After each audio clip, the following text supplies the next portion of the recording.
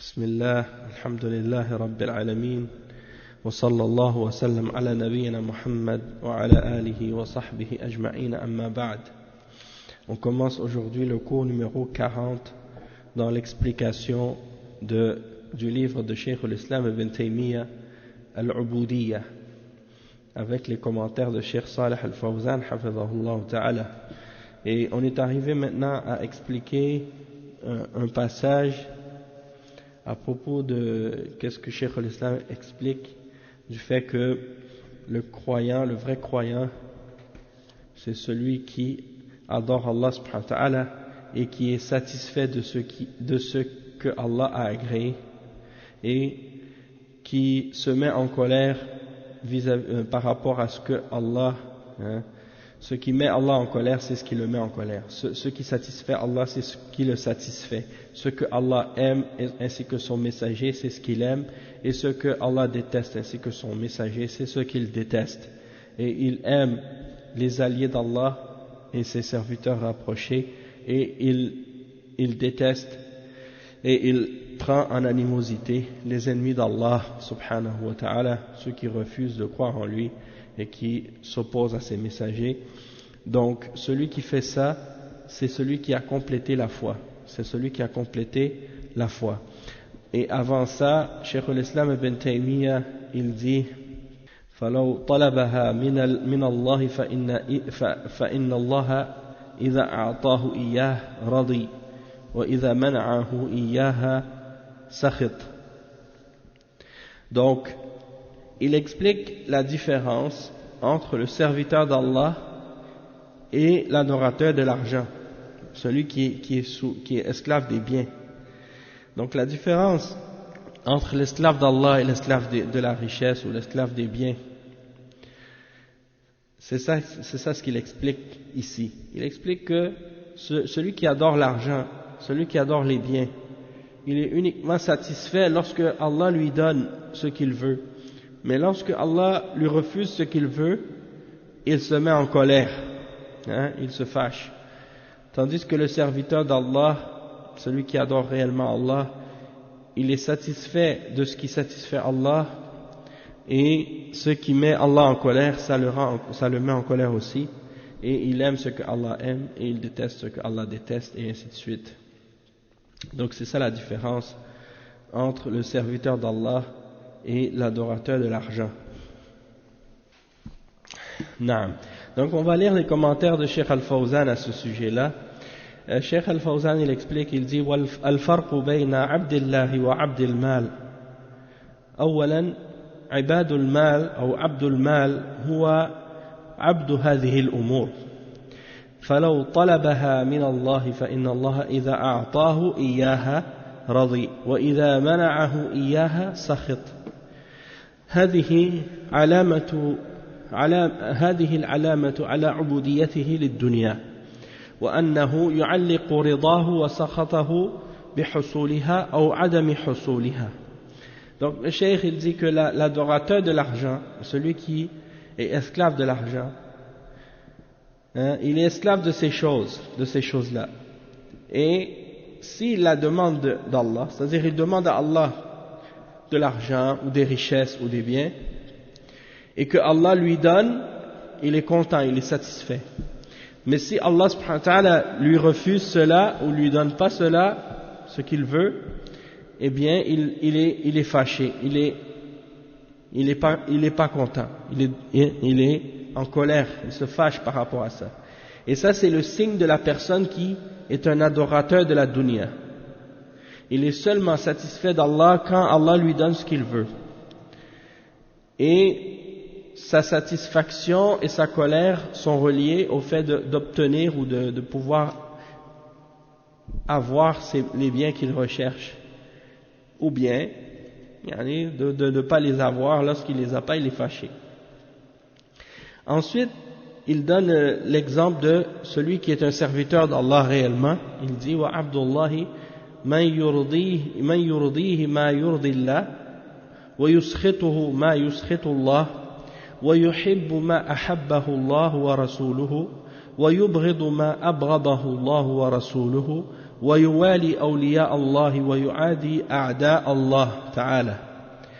هذا هو عبد الله الحقيقي الذي يحب ويبغض لله عز وجل، ويحب ما يحبه الله ويبغض ما يبغضه الله، ويوالي في الله ويعادي في الله، لا يعادي من أجل هواه ورغبته، ولا يوالي من أجل ذلك، وإنما يكون ولاؤه وعداوته أو يكون حبه وبغضه تابعا لما يحب الله وما يبغض الله، فيبغض لغضب الله أو فيغضب لغضب الله ويرضى لرضا الله، ويحب من يحبهم الله ويبغض من يبغضهم الله. تلك علامة العبودية الصحيحة. أما من خلا من هذه الأمور فهذا دليل على نقص عبوديته لله عز وجل، أو أنه ليس لديه عبودية لله عز وجل. Donc ça c'est la définition du vrai serviteur d'Allah, du vrai esclave d'Allah. Le cheikh il le décrit, il explique en citant premièrement l'explication de Ibn Taymiyyah. Il dit que le serviteur d'Allah c'est celui qui est satisfait de ce dont Allah est satisfait. Il est satisfait de ce dont Allah est satisfait. Et ce qui met Allah en colère, ça le met en colère. Et ce que Allah aime, ainsi que son messager, eh bien, il l'aime lui aussi. Et ce que Allah déteste, ou ce qui met Allah en colère, ainsi que son messager, eh bien, ça le met en colère lui aussi. Et il aime les alliés d'Allah, et il oppose les ennemis d'Allah. Ça, c'est le vrai serviteur.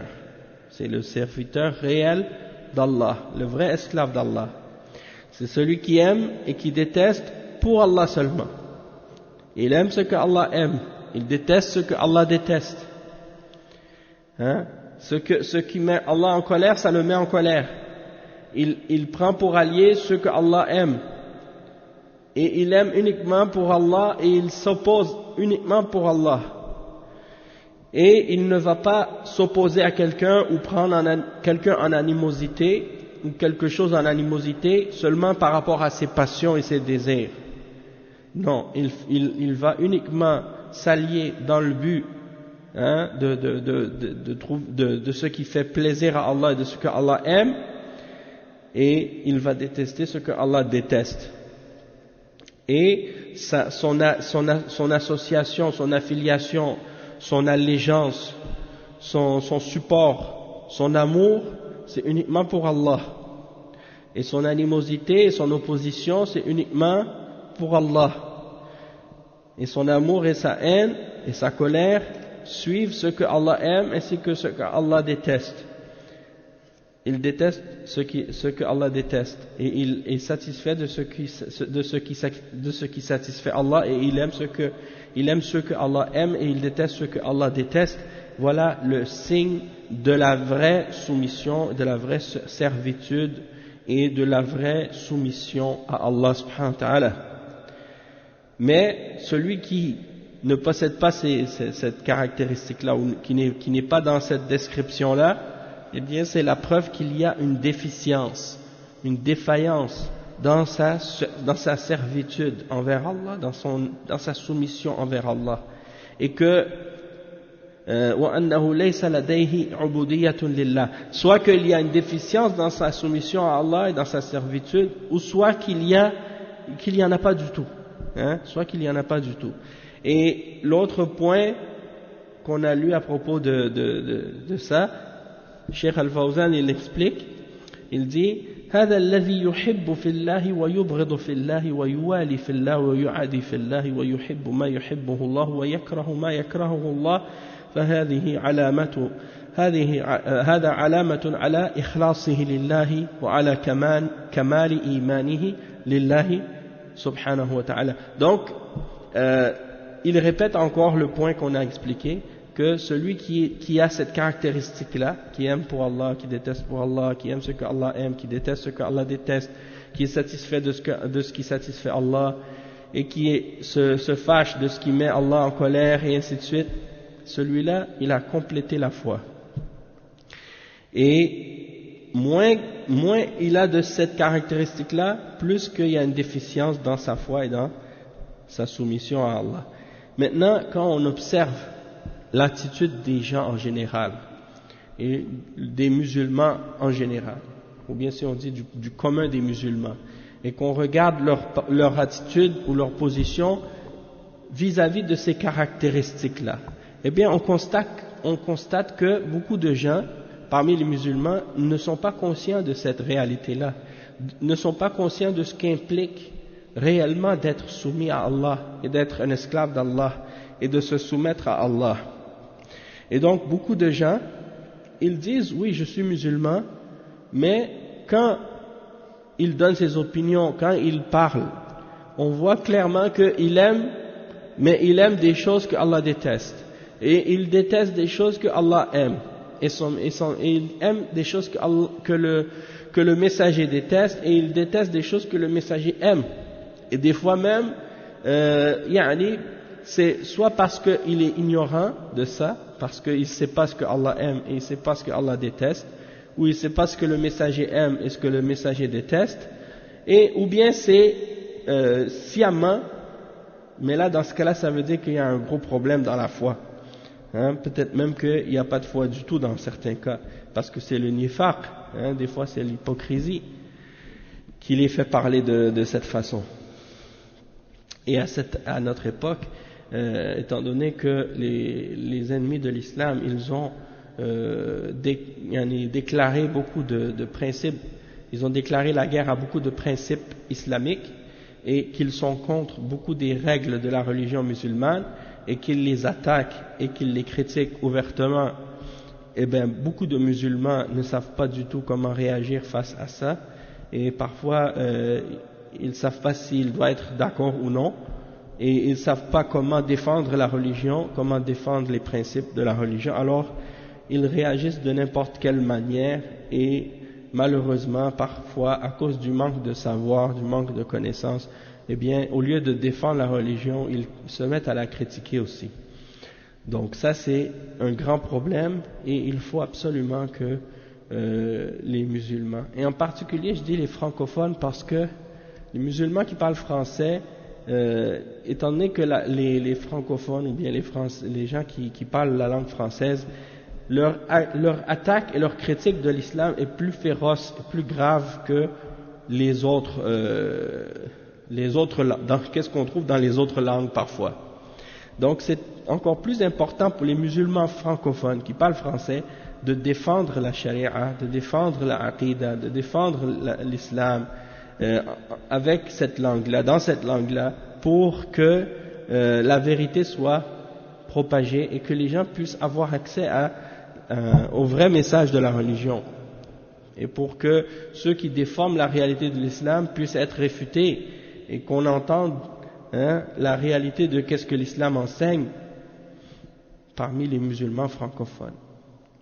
Parce que sinon, c'est les non-musulmans qui vont prendre la parole au nom des musulmans et commencer à vouloir interpréter l'islam pour les musulmans, et c'est là que tu vois que tout commence à devenir sans dessus-dessous, et le vrai devient le faux, et le faux devient le vrai, et tout le monde devient confus.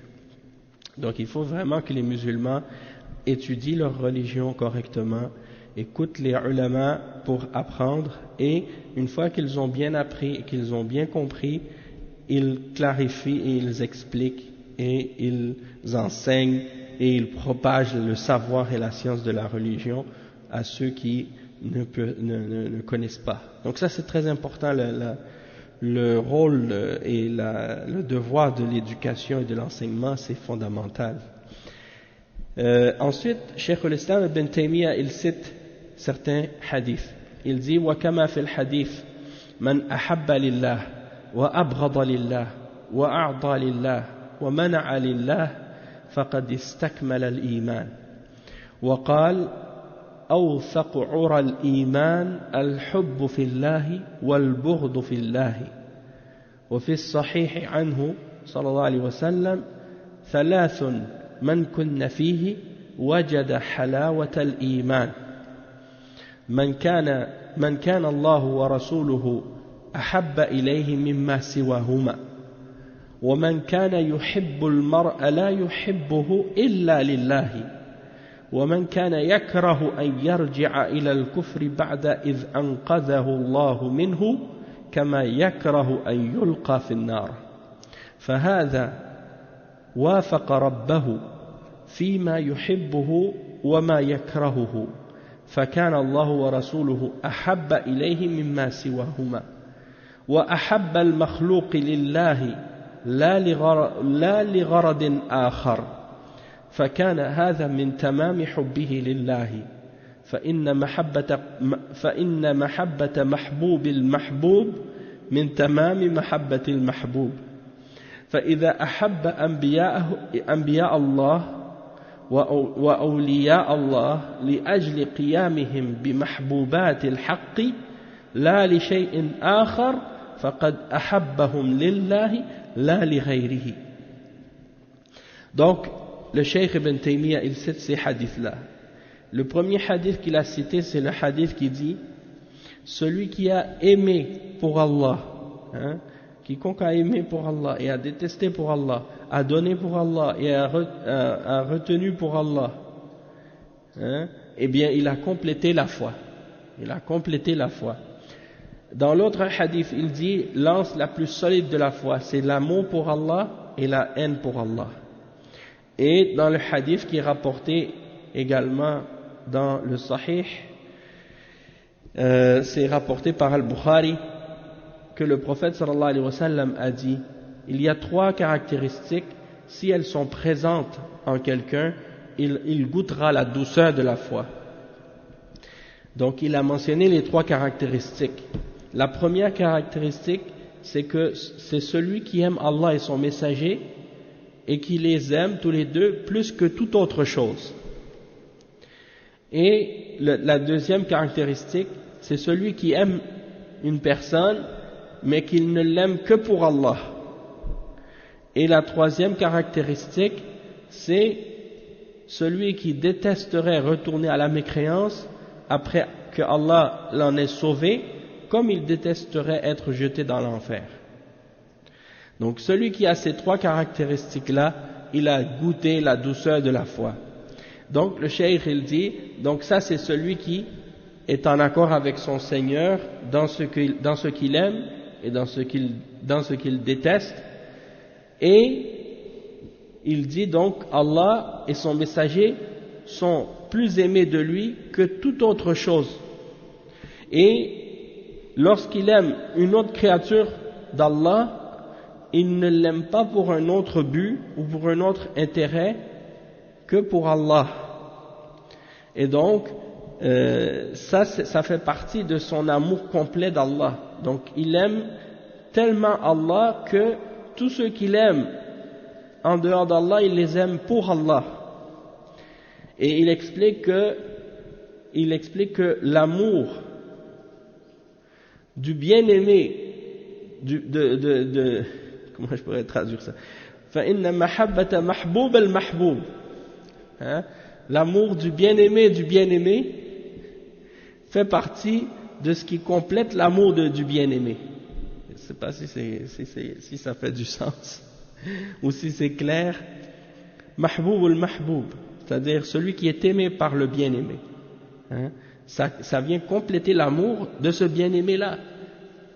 Comme par exemple, toi tu aimes Allah, et Allah, il aime son prophète, par exemple. Et toi, le fait que tu aimes son prophète, ça fait partie d'aimer Allah. Parce que d'aimer ceux que Allah aime fait partie de l'amour d'Allah. Et donc c'est un exemple pour faire comprendre en fait qu'est-ce que le cheikh est en train d'expliquer. C'est que lorsque tu aimes Allah qui est ton bien-aimé, parce que c'est lui que tu aimes le plus, c'est lui que tu dois aimer plus que tout, et que tu aimes celui que Allah aime, par exemple son messager, eh bien ça c'est quelque chose qui fait partie de l'amour d'Allah, parce que d'aimer ceux que Allah aime fait partie de l'amour d'Allah. Wa alaykum salam wa rahmatullah. Donc c'est pour ça que le cheikh il dit que celui qui a aimé par exemple les prophètes d'Allah et les serviteurs rapprochés d'Allah, parce que, pourquoi il les aime pour Allah? Et pourquoi Allah les aime? C'est parce que ces serviteurs-là, ils ont établi les actes et les obligations et les actes de dévotion et d'adoration que Allah aime. Donc, toi, si tu les aimes, quand tu dis que tu les aimes pour Allah, ça veut dire quoi? Ça veut dire que tu les aimes pour leur obéissance d'Allah, pour leur piété envers Allah, pour leur écart vis-à-vis des interdictions et des péchés. Wa alaykum salam wa rahmatullah. Donc c'est ça que ça veut dire quand tu aimes pour Allah. Donc tu aimes Allah pour lui-même, et toute créature, tu les aimes pour Allah seulement, si tu les aimes. Parce qu'ils obéissent à Allah, parce qu'ils s'écartent de ce que Allah a interdit, parce qu'ils ont la crainte d'Allah, parce qu'ils font la salat, parce qu'ils font la zakat, parce qu'ils donnent l'aumône, parce qu'ils établissent bien entendu avant toute chose le tawhid, et ainsi de suite. Donc tu les aimes pour ça avant toute chose, et pour rien d'autre que ça. Donc celui qui les aime pour Allah, il ne doit pas les aimer pour autre chose que pour Allah. Donc celui qui aime quelqu'un comme ça, pour Allah seulement, eh bien il va goûter à la douceur de la foi. Et le Cheikh Al-Fawzan, il explique ces hadiths-là. Il donne un commentaire sur chacun de ces hadiths. Il dit premièrement, لقوله صلى الله عليه وسلم من أحب لله وأبغض لله وأعطى لله ومنع لله فقد استكمل الإيمان فمن فعل هذه الأشياء لأجل الله ومنعها لأجل الله فقد استكمل إيمانه بالله عز وجل لأن هواه ورغبته ومحبته وكراهيته كلها تابعة لله عز وجل لا يحب من أجل الدنيا أو يبغض من أجل الدنيا أو من أجل أمور شخصية وإنما هو تابع لربه عز وجل وهذا قد استكمل الإيمان فمن أحب في الله وأبغض في الله وأعطى لله ومنع لله فقد استكمل الإيمان ومن نقص من ذلك فقد نقص إيمانه بحسبه وقليل من يسلم من هذا وقليل من يسلم من هذا. Donc Ibn Taymiyyah a cité le hadith dans lequel le prophète sallallahu alayhi wa sallam a dit celui qui a aimé pour Allah, qui a détesté pour Allah, qui a donné pour Allah ou qui a refusé pour Allah, eh bien il a complété la foi. Ça veut dire que ces choses-là, celui qui les a fait pour Allah et qui s'est abstenu de les faire pour Allah, qui a retenu ou qui a refusé de donner pour Allah, par exemple, pour Allah. C'est-à-dire s'il donne, il donne pour Allah, et s'il retient s'il retient de donner, c'est pour Allah. Eh bien, celui qui agit comme ça, tout ce qu'il fait et tout ce qu'il dit, toutes ses façons d'agir, toute sa façon de vivre est basée sur ce qui est aimé par Allah, et ce qui amène l'agrément d'Allah. Donc celui qui a complété ça, il a complété sa foi envers Allah, parce que sa passion, ses désirs, son amour et ce qu'il n'aime pas, c'est en accord et ça suit ce que Allah aime et ce que Allah n'aime pas. Donc il n'aime pas quelque chose ou les gens uniquement pour les choses de la dunya. Et quand il se met en colère envers des choses ou des gens, il ne se met pas en colère uniquement pour les choses de la dunya, ou bien pour des questions personnelles, des problèmes personnels, mais uniquement en accord et par rapport à son Seigneur. Donc celui qui agit ainsi, il a complété la foi. Donc celui qui a aimé pour Allah et en Allah, et qui a détesté en Allah, et qui a donné pour Allah et qui a retenu pour Allah, il a complété la foi. Et celui qui a diminué ou a un manque dans ça, eh bien sa foi a été déficiente. Wa alaykum salam wa rahmatullah. Eh bien sa foi a été déficiente selon la déficience qu'il a eue dans ça. Et peu de gens sont épargnés de ça. Peu de gens sont épargnés de ça, de ces problèmes dans ça. Parce que c'est des questions qui ont rapport avec le cœur. Hein? C'est des questions qui ont rapport avec le cœur. Et donc c'est difficile pour que quelqu'un soit à 100% dans ces questions-là, c'est pas tout le monde qui est capable d'atteindre ou d'arriver à ce degré-là. Hein?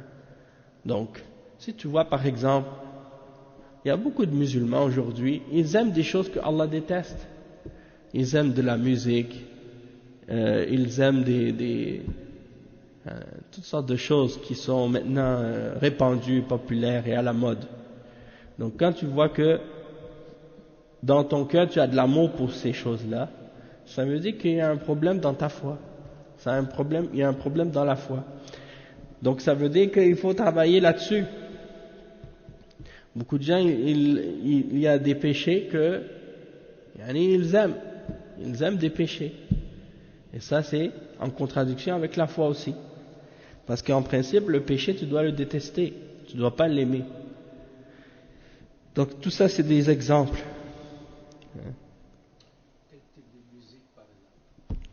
La musique en général. Comme si il n'y a pas une sorte de musique qui est permise puis une qui est interdite. Toute la musique est interdite. Je ne vais pas te dire le rap ou le reggae ou le R&B ou toutes ces sortes de musique là, c'est haram. Il n'y a pas d'exemple.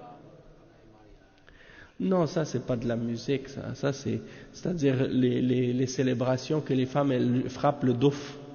Ça c'est la seule chose que le prophète sallallahu alayhi wa sallam a permis, c'est de frapper le douf.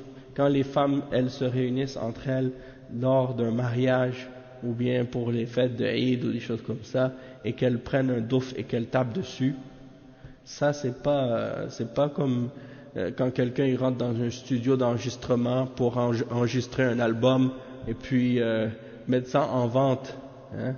Il y a une différence entre des chansons innocentes que des femmes chantent entre elles le jour de Eid en tapant sur un douf, et puis des personnes qui commencent une carrière professionnelle, qui rentrent en studio pour enregistrer avec des instruments de musique et puis avec toutes sortes de modifications dans la voix, puis maintenant, ouais.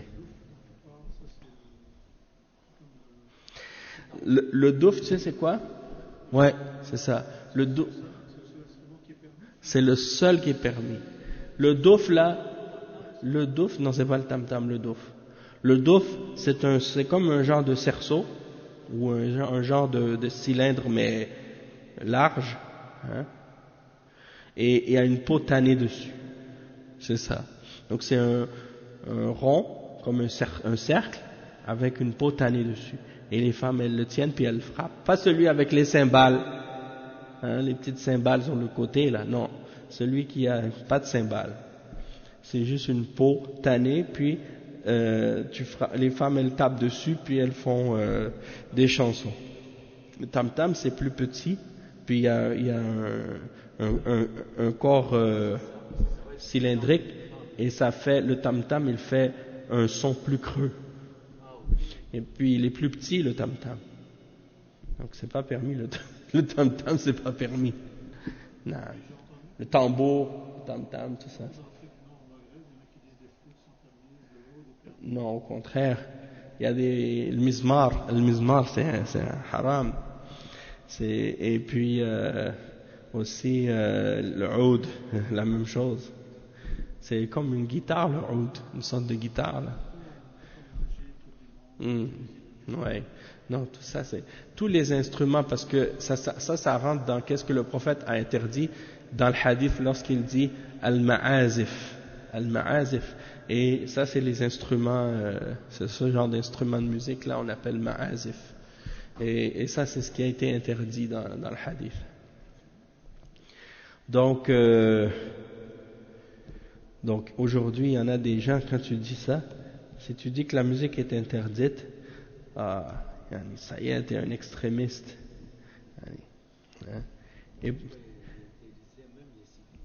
Même de siffler, oui, c'est vrai. Ouais. Non, c'est ça, yani. Et pourtant, yani, il y a des gens comme,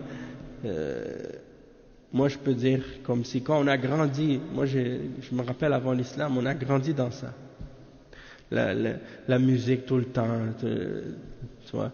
Donc, c'est des choses, avant l'islam, c'était quelque chose qui faisait partie de notre vie, c'était comme, non seulement banal, c'était comme, on peut même pas vivre sans ça, c'est comme si ça fait partie de, c'est comme l'eau, boire de l'eau, tu peux pas t'en passer, donc on vivait avec la musique, c'était comme presque, ça fait partie de notre vie là, mais lorsque vient l'ordre d'Allah, lorsque vient le commandement d'Allah et que on est croyant, on doit s'abstenir. Même des choses qu'on aime. Si quelqu'un il a l'amour de ces choses-là, ça devient difficile pour lui de s'en débarrasser ou de s'en détacher. Mais lorsque la foi vient dans la balance, eh bien il va mettre son amour de qu'est-ce que Allah aime au devant de ce qu'il aime lui-même. Comme si par exemple je me rappelle quand j'étais converti à l'islam au début, et puis moi j'étais dans la musique avant l'islam, j'étais dans ces choses-là. Et ben le frère qui nous enseignait l'islam au début, je lui ai posé la question, est-ce que dans l'islam c'est permis la musique? Est-ce que c'est permis la musique dans l'islam? Et il nous a expliqué, il nous a dit non, c'est pas permis. Je lui ai dit donc je dois arrêter tout ça. Il m'a dit oui, tu dois arrêter tout ça.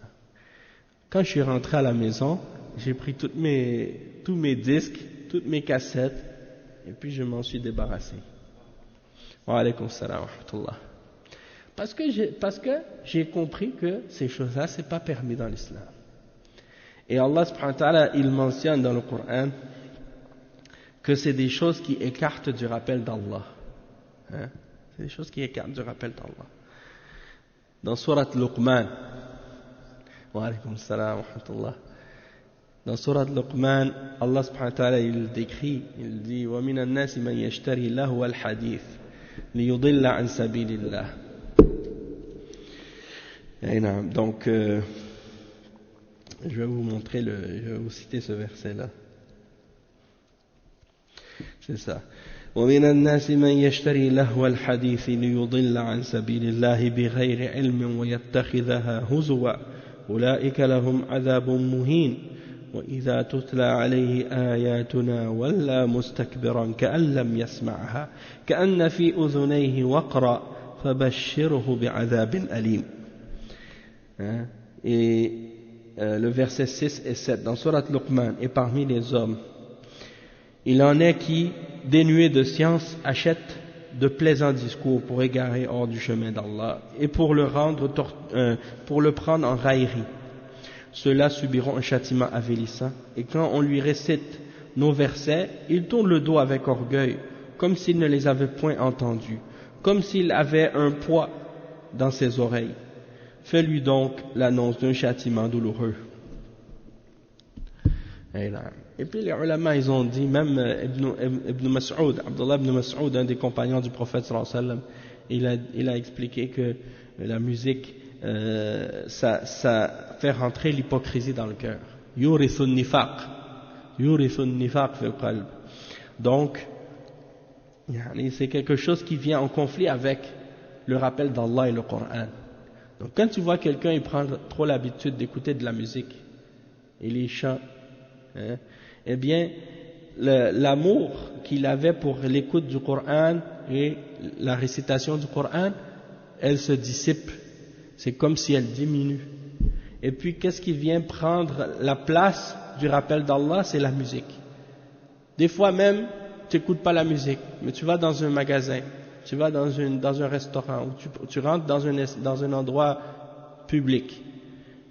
Et comme ça, comme il y a de la musique qui joue, la musique d'ambiance qu'ils appellent. Et puis, tu sors de ce magasin, tout d'un coup, tu te trouves en train de répéter les paroles de cette chanson. Tu te dis, mais comment ça se fait? Parce que c'est resté dans ta tête. c'est comme si ça devient ton dhikr. Oui, c'est comme ça devient ton dhikr. Et moi, je me rappelle une fois, j'ai travaillé à un moment donné, j'ai travaillé dans un magasin, et les employés dans ce magasin-là, ils écoutaient toujours la radio. Ben la radio, mais il y a de la musique. Quand ils parlent, et après ils mettent toujours de la musique. Hein, oui. Eh ben, c'est comme si j'ai remarqué que tous les jours, à peu près, il y avait toujours les mêmes musiques qui jouaient aux mêmes heures. Et puis après un certain temps, c'est comme si ça devient comme ça, c'est programmé dans ta tête parce que ça s'enregistre. Tu comprends même pas comment ça se fait. Donc pourquoi? Donc après, c'est quelque chose, tu t'en souviens, c'est comme un rappel. Ça devient comme un dhikr. Hein? Et ça fait le dhikr du shaitan en fait. Au lieu du dhikr d'Allah, tu as le dhikr du shaitan. Hein? Tu te rappelles du mal, du shaitan et des choses de ce genre. Et Ibn al-Qayyim il a mentionné que parfois la musique peut même créer en quelqu'un une ivresse qui est semblable à l'ivresse que quelqu'un peut ressentir lorsqu'il prend de l'alcool. Parce que c'est comme si ça amène une certaine atmosphère, hein, une certaine sensation dans son âme qui le fait se sentir, comment je pourrais dire, en tout cas ça lui donne cette genre de sensation qui fait que il devient insouciant vis-à-vis d'Allah. Hein? Donc c'est ça le danger de ça. Et puis beaucoup de ces musiques-là, surtout les musiques maintenant, elles incitent à des mauvaises mœurs. Hein, à des mauvaises mœurs, puis à des comportements et des choses qui sont pervers et malsains, comme tu dis, oui. Hein. Donc, et qui appellent à des choses que Allah et son messager ont interdites. Hein. Donc, c'est pour toutes ces raisons-là, et aussi le fait que les gens ils utilisent cette musique-là souvent pour danser et se réunir dans des endroits pour faire des péchés. Hein, tout ça avec la musique, ils ne peuvent pas le faire sans musique. Hein. Donc, c'est ce qui indique que tous ces gens-là, ils vivent toujours pour la fête.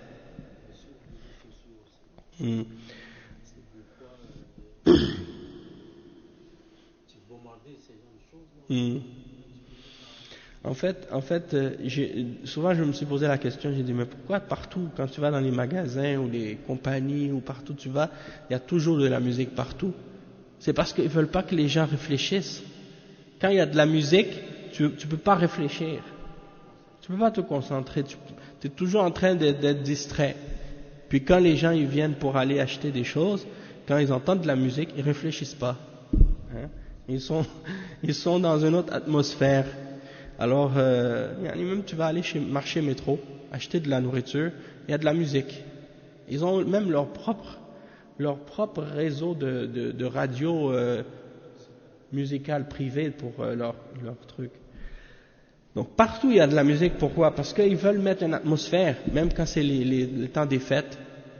Tu vois qu'ils mettent de la musique d'ambiance tout le temps pour faire sentir aux gens, oui c'est le temps des fêtes, il faut acheter. Oui.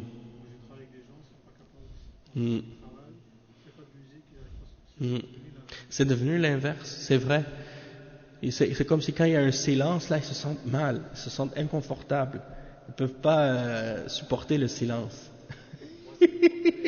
C'est vrai. Non, c'est vrai, c'est en Ramstein, exactement. Donc, la musique, c'est une fitna, surtout à notre époque.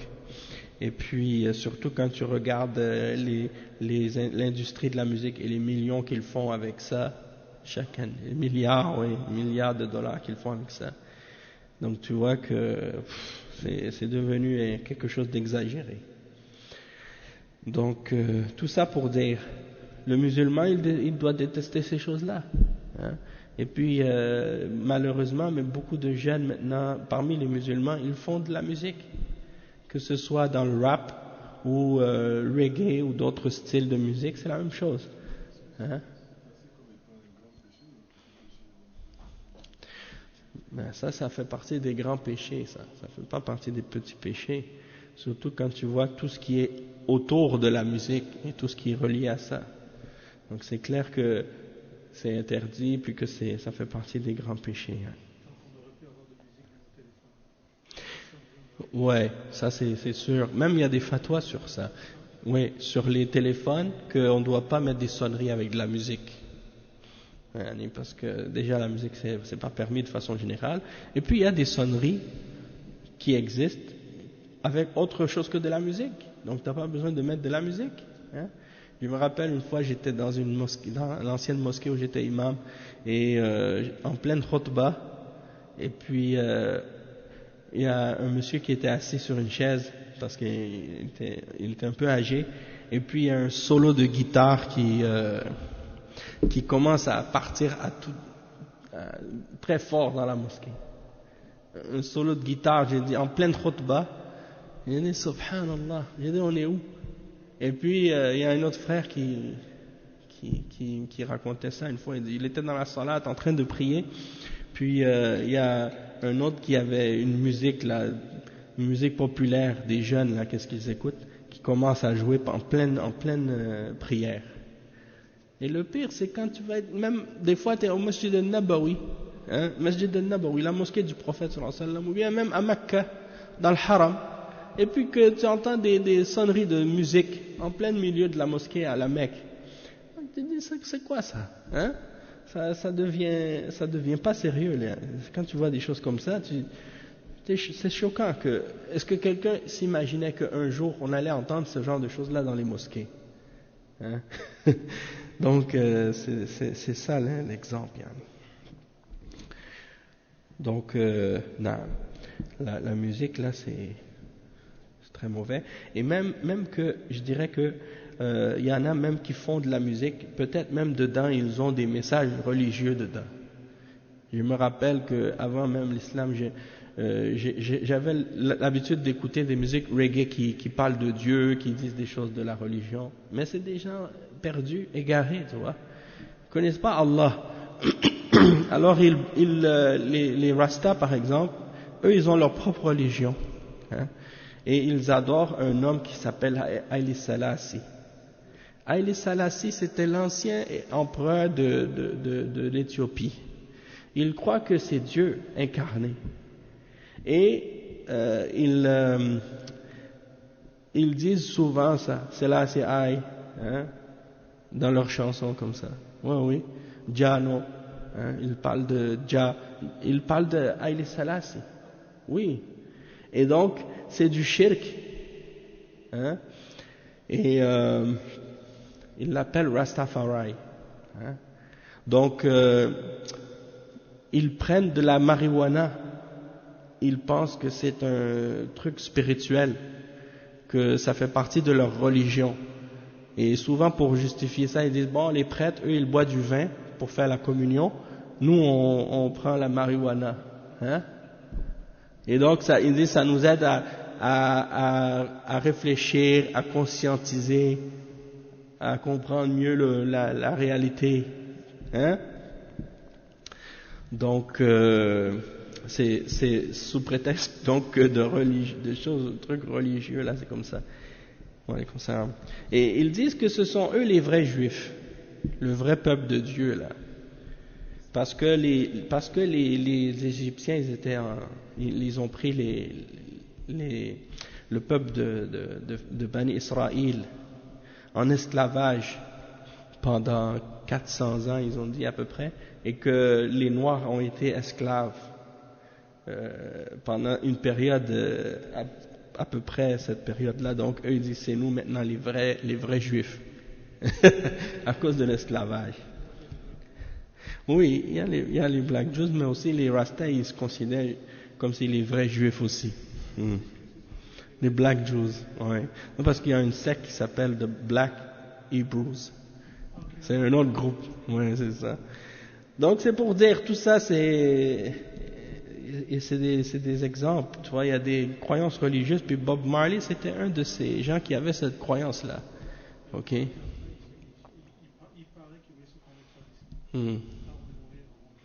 Ah oui, Parce que dans une de ses... Ah oui. Dans une de ses chansons, il dit God is a living man. God is a living man. Dans la chanson qu'il a fait, je pense c'est Get Up, Stand Up, il dit dedans God is a living man. Dieu est un homme vivant. Donc pour eux, Haïlé Selassie, c'est lui Dieu. Donc quand on répète, tu vois, peut-être des musulmans, ils écoutent ça, puis ils répètent ça. Et ils pensent qu'ils sont corrects en disant ça, que c'est pas en contradiction avec l'islam. Et il y a plein de groupes de chanteurs de rap, de reggae qui sortent des pays musulmans. Il y a des gens comme des chanteurs comme Alpha Blondy, Chicken Tikka, je sais pas comment il s'appelle.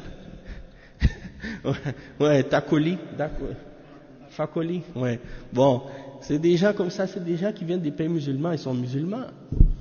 Même un frère m'a dit des fois, certains d'entre eux, ils ont même fait l'école coranique, ils ont fait l'école coranique.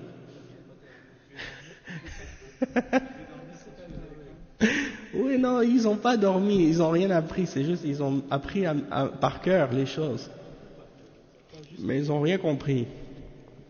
Donc tout ça pour dire que aimer pour Allah, ça comprend le fait d'aimer ce qu'Allah aime, et détester pour Allah, c'est-à-dire détester ce qu'Allah déteste.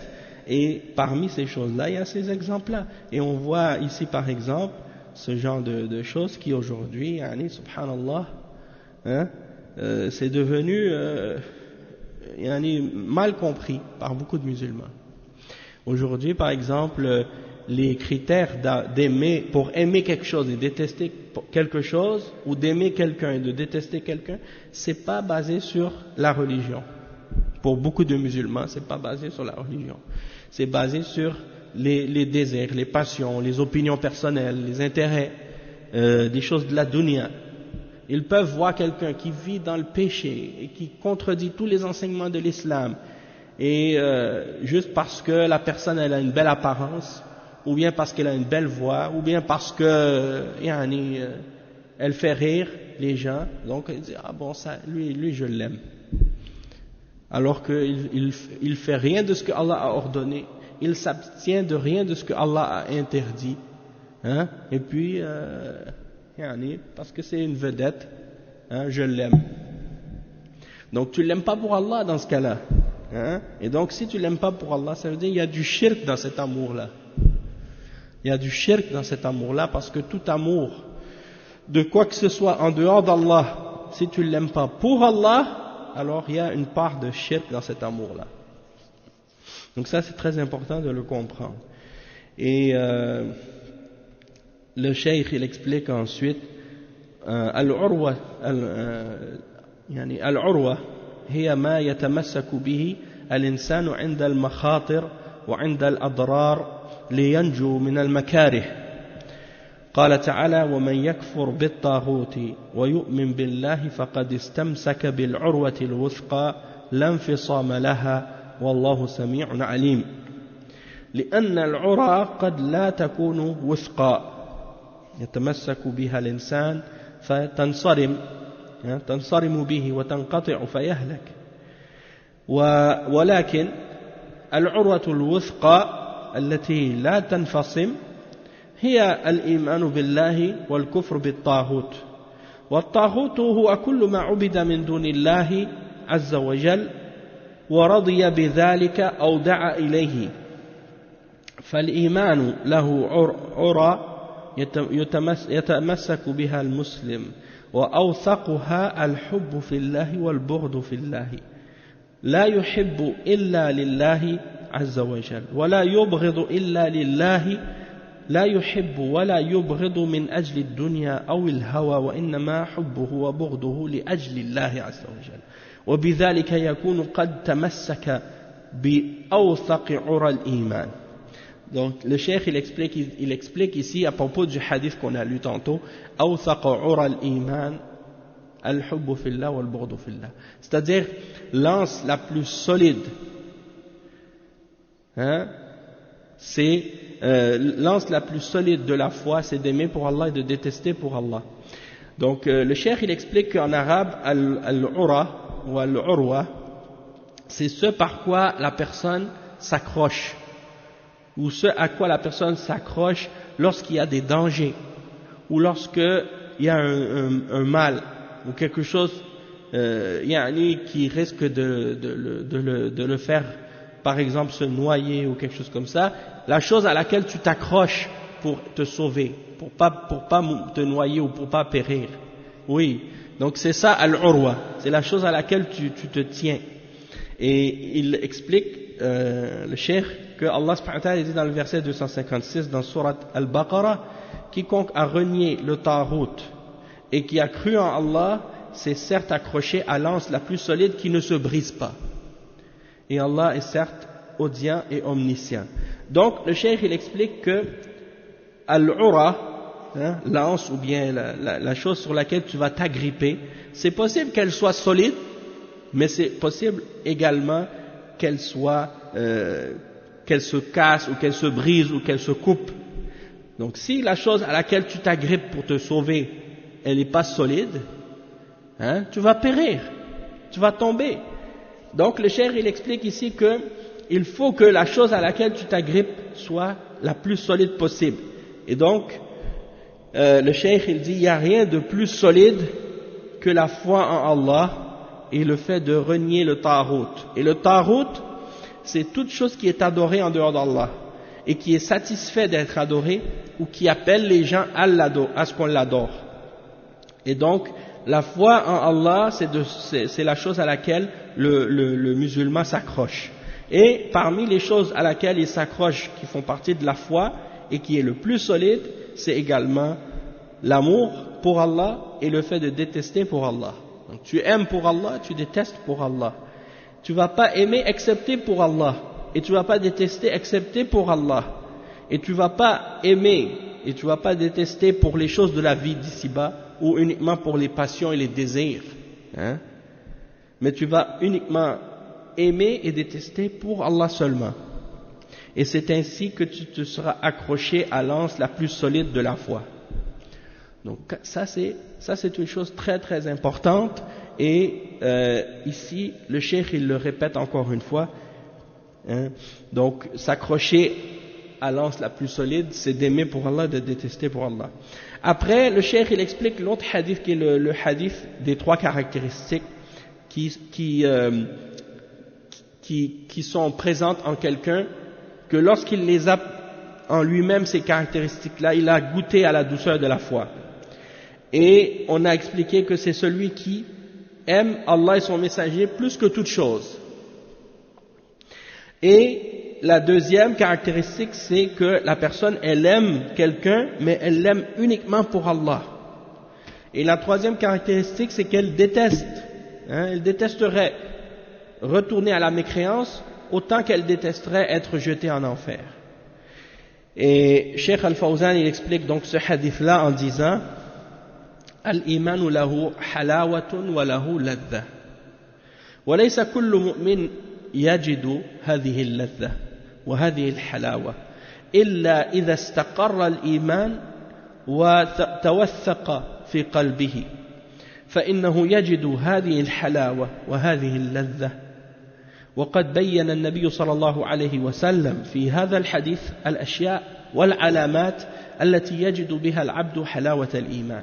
Donc le cheikh il dit que la foi elle a une douceur, elle a une saveur, il y a un plaisir dans la foi.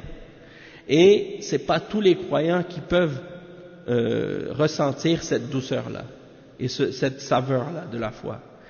C'est seulement celui chez qui la foi est très ferme et s'est installée fermement dans son cœur. Il va ressentir cette douceur et cette saveur plaisante de la foi. Et le prophète sallallahu alayhi wa sallam a mentionné dans le hadith les signes qui font que la personne pourra trouver cette saveur-là et goûter à cette saveur-là de la foi.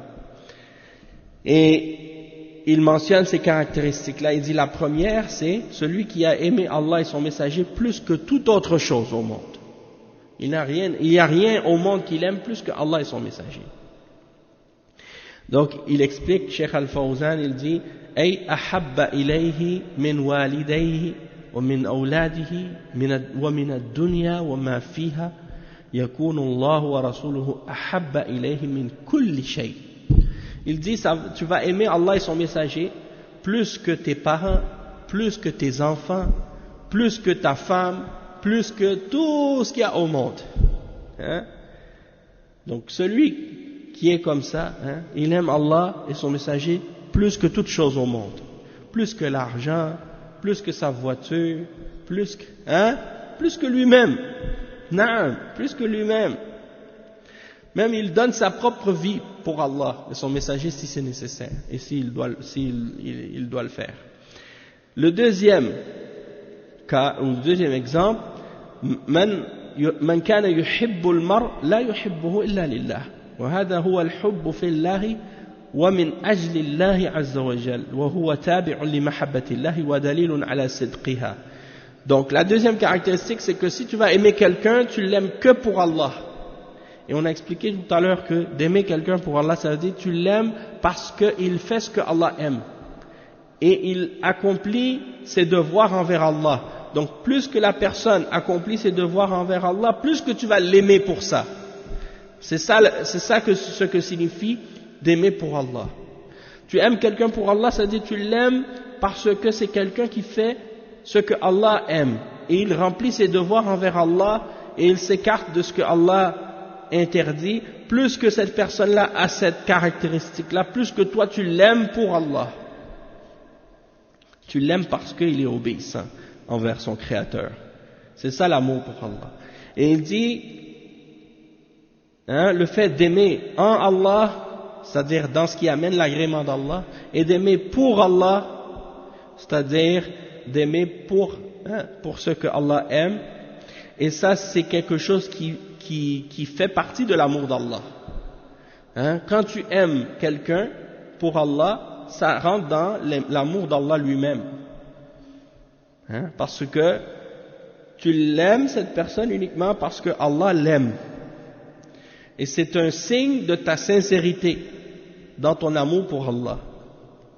Et comme on a dit tout à l'heure, si tu aimes quelqu'un, mais tu ne l'aimes pas pour Allah, donc ça veut dire qu'il y a une part de cet amour-là qui est du shirk, parce que tu ne l'as pas aimé pour Allah.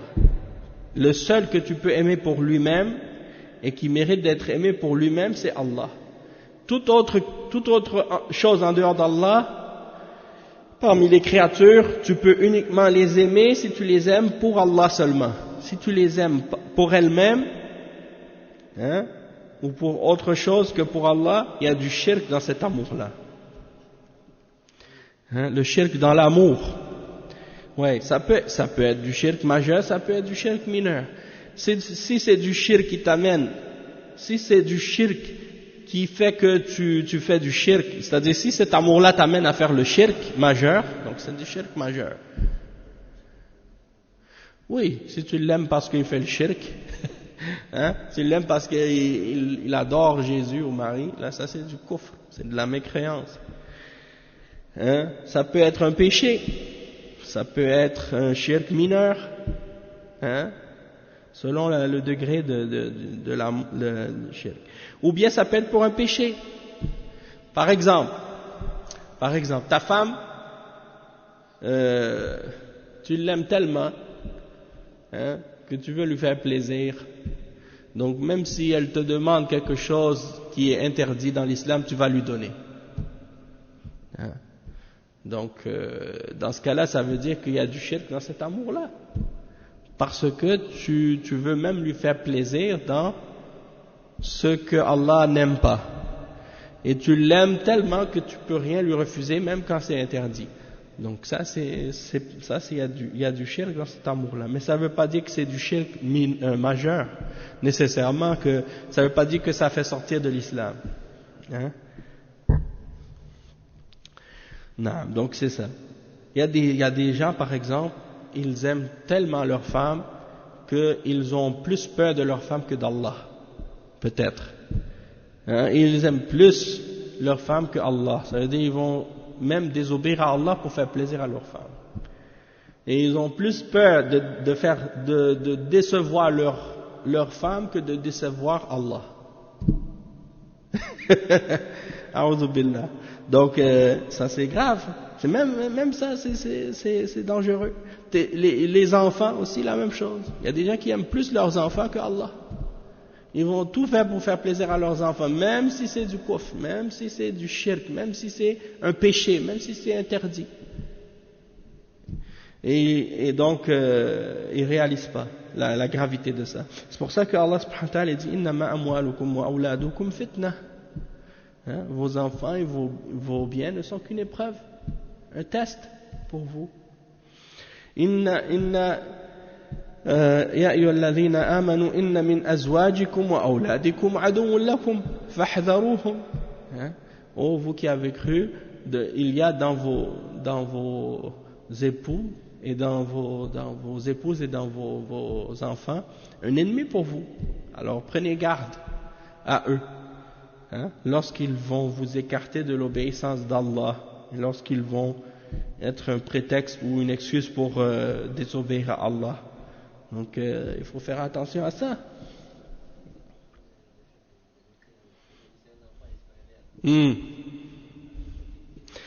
Ouais, en parlant de ça là, bientôt là il y a l'Halloween. Les femmes là, c'est toujours comme ça. Quand c'est l'Halloween là, elles veulent passer absolument dans la rue avec les enfants pour ramasser des bonbons, puis elles les déguisent en sorcières ou en diable ou bien en monstre pour aller ramasser des bonbons dans la rue. Et puis elle dit non, c'est pas grave, c'est des enfants, il faut. Donc ça c'est dangereux. S'ils veulent des bonbons, ils peuvent en acheter tous les jours. Il n'y a pas besoin d'aller participer à cette célébration-là pour aller chercher des bonbons.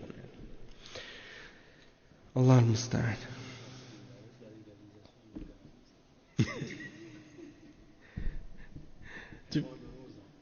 Tu penses? Mais c'est interdit. En tout cas, ils l'ont pas permis en bas de 18 ans. Mais il n'empêche que les cigarettes, c'est la même chose. Alaykoum salam. Ça va? Alaykoum salam. Ah ouais. A'udhu billah. Ouais. Donc ça, c'est des exemples aussi de choses qui sont une fitna. Et là, avec la légalisation de ça, c'est sûr que ça va ouvrir la porte à beaucoup de mal. Parce que les jeunes, ils sont toujours tentés d'aller vers ces choses-là. Et puis, surtout que ces sortes de drogues-là, comme la marijuana et tout, là, c'est prouvé que ça crée des psychoses, ça crée des troubles psychiques chez les jeunes, dans leur cerveau.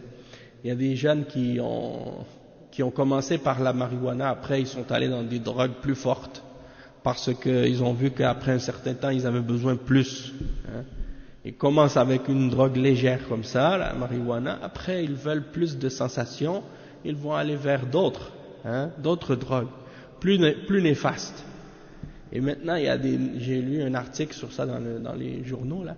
Il disait qu'il y a des nouvelles drogues maintenant qui sont créées, tellement que c'est nouveau que c'est même pas interdit encore.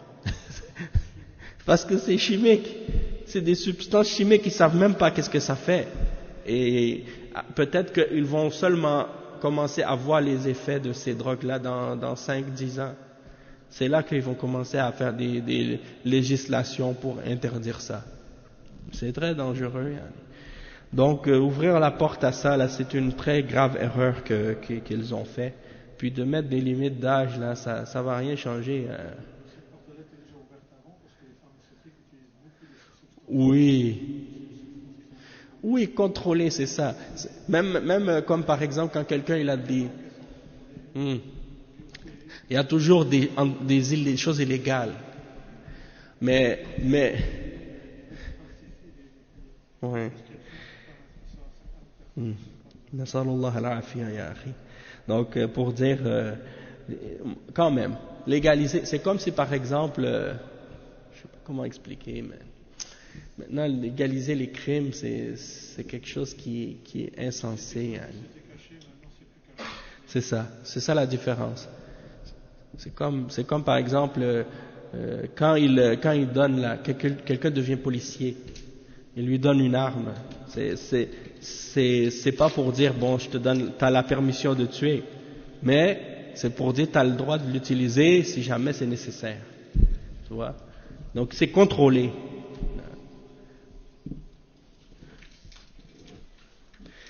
Mais de là à légaliser le crime ou le meurtre, il faut dire oui, maintenant on va légaliser le crime, mais si vous tuez, par contre, on va vous mettre en prison.